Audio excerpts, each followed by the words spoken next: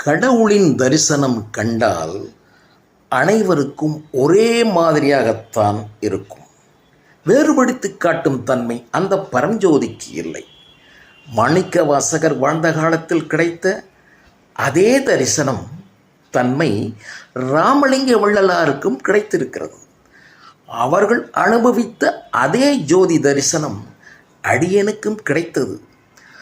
திருவிளையாடல் படம் வெளியான அன்று பார்த்தாலும், அதையே 10 வருடம் கழித்து பார்த்தாலும், அதையே இன்றும் பார்த்தாலும் அதே காட்சி உள்ளது போல்தான் கடவுளின் காட்சி. மற்றவர்களுக்கும் அதே மாதிரியான காட்சி கிடைத்திருக்கலாம். இதை கிடைத்தவர்கள் மட்டுமே தன்னிச்சையாக அத்தாட்சி இல்லாமல் எடுத்து கூற முடியும். அந்த இரகசிய தரிசனம் வெளிச்சம் போட்டு போற்றி பாடியவர்கள்தான் வாசகரும் வள்ளலாரும். ஆகவே அந்த காட்சி அனைவருக்கும் உண்டு என்பதில் சந்தேகமில்லை. ஆனால் காலம் வேறுபடும்.